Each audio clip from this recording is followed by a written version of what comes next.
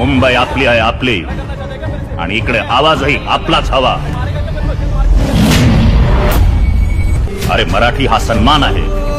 Y Marathi विचारणाऱ्याची Y Z करा. असल्या लोकांची महाराष्ट्रात राहायची लायकी नाही. मराठीला वाय विचारणाऱ्याला त्याची माय आणि बाप आठवलाच पाहिजे. एकजुटीने रहा. जाती आणि वाद गाडून मराठी माणसांची भक्कम एकजूट उभारा.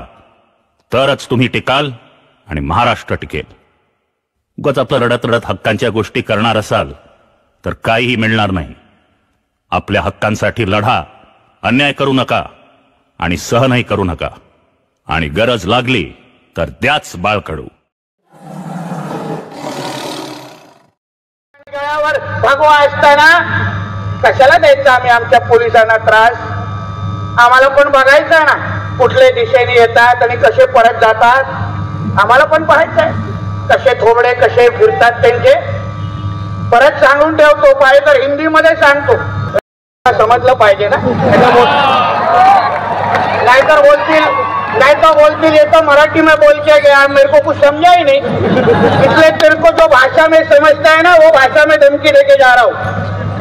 हमारे रामगिरी महाराज के खिलाफ अगर कुछ भी मस्ती तुम लोगों ने किसने भी की तो तुम्हारे मस्जिदों के अंदर आके चुन चुन के मारेंगे, इतना ध्यान में रखो. आमदार गोळा करत होते की माझ्यासोबत कोण येतंय, कधी येतंय, कसं येतंय, आणि हीच वृत्ती ही तुम्हाला पटणारी आहे. तुम्हाला पटणारी आहे. कसं चालणार आहे? मला वाटतं 2 मिनिटं थांबवायच्यासाठी 2 मिनिटं थांबवायची.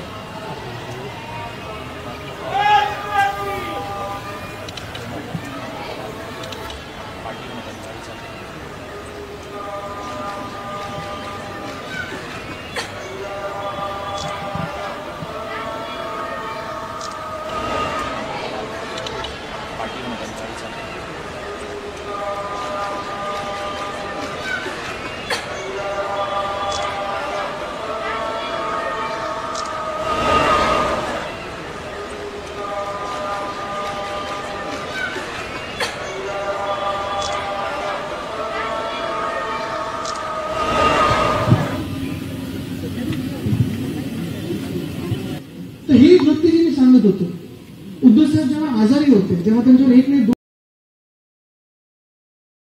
लक्षात घ्या. नाव आणि पैसा, पैसा येतो, पैसा जातो, पुन्हा येतो, पण एकदा का नाव गेलं की परत येत नाही. ते येऊ शकत नाही. काळ्या बाजारात सुद्धा मिळायचं नाही. म्हणून नावाला जपा, नाव मोठं करा. जय महाराष्ट्र.